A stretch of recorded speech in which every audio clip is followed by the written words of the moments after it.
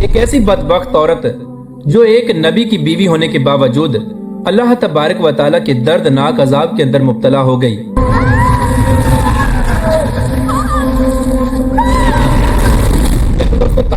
ایسے بہت سارے عبرتناک واقعات ملتے ہیں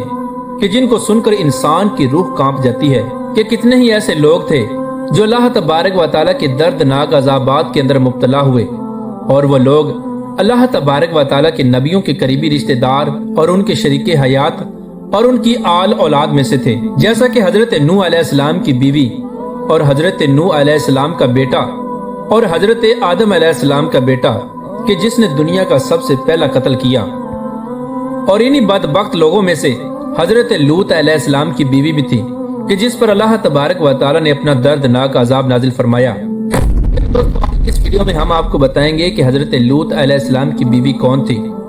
اور یہ قوم لوط کے ساتھ کون سا ایسا گناہ کرتی تھی کہ جس کی وجہ سے اس پر اللہ تبارک و تعالیٰ کا دردناک عذاب نازل ہوا اور یہ عورت پتھر کے مجسمے میں تبدیل ہو گئی۔ ایمان افروز اور عبرتناک واقعے کو سننے کے لیے آپ سے ہماری یہ گزارش ہے کہ ہماری اس ویڈیو کو اینڈ تک ضرور دیکھیے گا۔ آج سے ہزاروں سال پہلے شہر صدوم کے اندر ایک قوم آباد ہوئی جس کو قوم لوط کہا جاتا ہے۔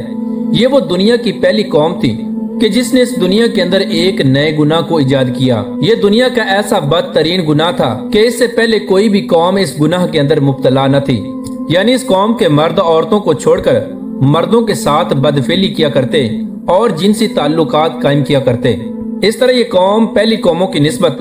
دنیا کے اندر ایک نیا گناہ کیا کرتی تھی، اور یہ گناہ دنیا کا بدترین گناہ تھا۔ اس قوم کی ہدایت کے لیے اللہ تبارک و تعالیٰ نے اپنے پیارے نبی حضرت لوط علیہ السلام کو مبعوث فرمایا۔ حضرت لوط علیہ السلام کے والد کا نام ہاران تھا اور آپ کے والد کا انتقال بچپن ہی میں ہو گیا تھا، لہٰذا حضرت لوط علیہ السلام کی پرورش حضرت ابراہیم علیہ السلام نے کی۔ حضرت ابراہیم علیہ السلام کی خدمت اور آپ کی دعاؤں کی بدولت اللہ تبارک و تعالیٰ نے حضرت لوط علیہ السلام کو منصب نبوت پر فائز فرمایا تھا اور آپ کو نبی بنا کر شہر صدوم کی طرف مبعوث فرمایا۔ حضرت لوط علیہ السلام کی قوم اس بدفعلی کے اندر اس قدر ملوث ہو چکی تھی کہ ان کی کوئی بھی محفل اس گناہ سے خالی نہ ہوتی۔ یہ لوگ جہاں پر بھی جمع ہوتے تو ایک دوسرے سے بدفعلی کرنے لگتے، یہاں تک کہ قوم لوط کے ہر گھر میں یہ بدفعلی ہونے لگی۔ حضرت لوط علیہ السلام نے اپنی قوم کو اللہ تبارک و تعالیٰ کا پیغام سنایا اور اپنی قوم کو اللہ تبارک و تعالیٰ کے عذاب سے ڈرایا اور اپنی قوم کو بدفعلی کرنے سے منع کیا۔ حضرت لوط علیہ السلام نے اپنی قوم سے فرمایا کہ اللہ تبارک و تعالیٰ نے تمہارے لیے عورتوں کو پیدا فرمایا ہے، لہٰذا تم لوگ اپنی خواہشات کو جائز طریقے سے پورا کرو اور اس بدفعلی سے باز آ جاؤ، بے شک یہ بدترین گناہ ہے۔ لیکن حضرت لوط علیہ السلام کی قوم نے حضرت لوط علیہ السلام کی ایک نہ مانی اور اسی طرح اپنے گناہوں کے اندر مبتلا رہی۔ چنانچہ حضرت لوط علیہ السلام کئی سالوں تک اپنی قوم کو دعوت حق دیتے رہے اور اس برائی سے منع کرتے رہے، لیکن یہ قوم اپنے گناہوں سے باز نہ آئی اور اسی طرح اپنی بدفعلیوں کے اندر بدمست رہی۔ بلاخر جب یہ قوم حضرت لوط علیہ السلام کی دعوت سے تنگ آ گئی تو یہ قوم حضرت لوط علیہ السلام سے کہنے لگی کہ اگر تم اللہ تبارک و تعالیٰ کے سچے نبی ہو تو اس عذاب کو ہم پر لے آؤ جس عذاب سے تم ہم کو ڈراتے ہو۔ یہ قوم خود ہی اللہ تبارک و تعالیٰ کے عذاب کو طلب کرنے لگی اور حضرت لوط علیہ السلام کو جھٹلانے لگی۔ جب یہ قوم اپنے گناہوں سے باز نہ آئی اور اللہ تبارک و تعالیٰ کے عذاب کو طلب کرنے لگی تو اللہ تبارک و تعالیٰ کا دردناک عذاب ان پر نازل ہو گیا۔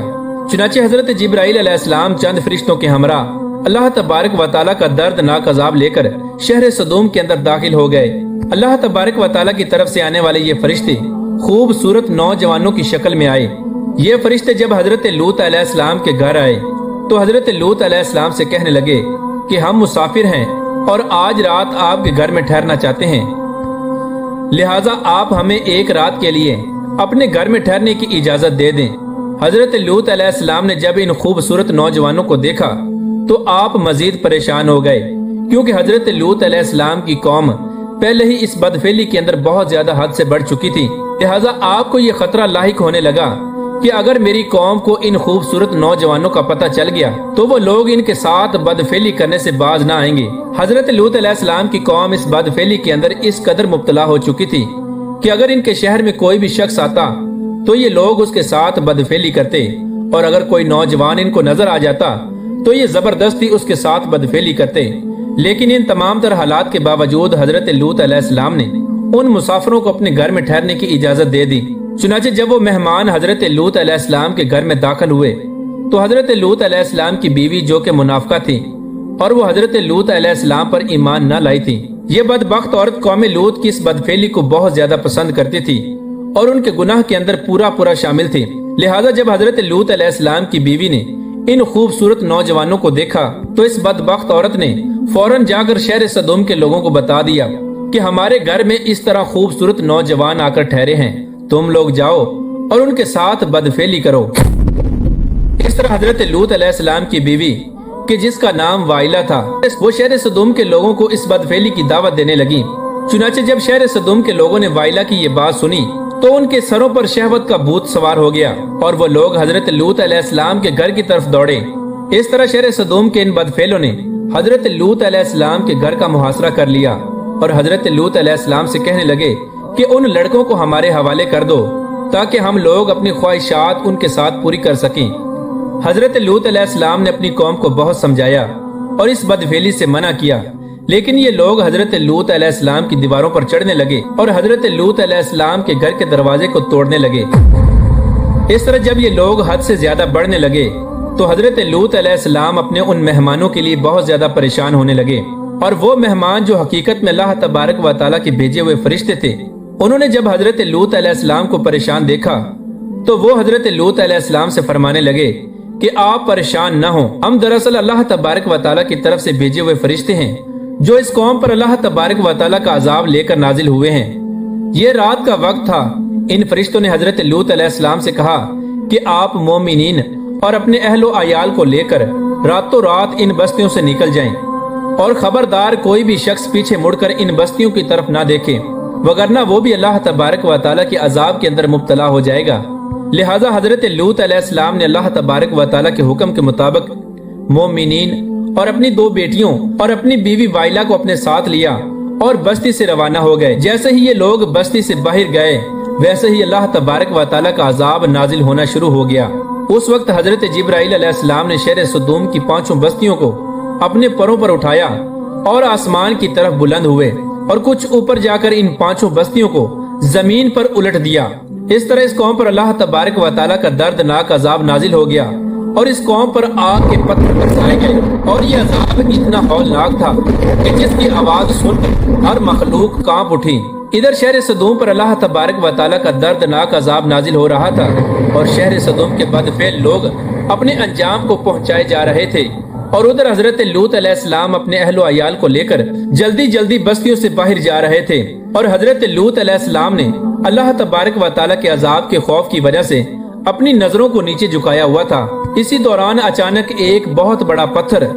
شہر سدوم کی بستی کے درمیان میں گرا، جس سے ایک خوفناک آواز آئی۔ چنانچہ حضرت لوط علیہ السلام کی بیوی جو کہ حقیقت میں منافقہ تھی، اس نے جب اس دردناک آواز کو سنا تو پیچھے مڑ کر کہنے لگی کہ ہائے میری قوم۔ اس طرح جب حضرت لوط علیہ السلام کی بیوی وائلہ نے پیچھے مڑ کر بستی کی طرف دیکھا تو اللہ تبارک و تعالیٰ کے حکم سے ایک پتھر وائلہ پر بھی آ کر گرا اور یہ وہیں پر پتھر کا مجسمہ بن گئی۔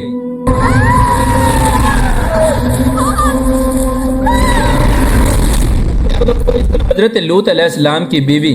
ایک نبی کی بیوی ہونے کے باوجود اللہ تبارک و تعالیٰ کے عذاب کے اندر مبتلا ہو گئی۔ اللہ تبارک و تعالیٰ سے دعا ہے کہ اللہ تبارک و تعالیٰ ہمیں ان تمام تر گناہوں سے بچائے جن گناہوں کے اندر مبتلا ہو کر پہلی قومیں ہلاک ہوئیں اور اللہ تبارک و تعالیٰ کے دردناک عذاب کی مستحق قرار پائیں۔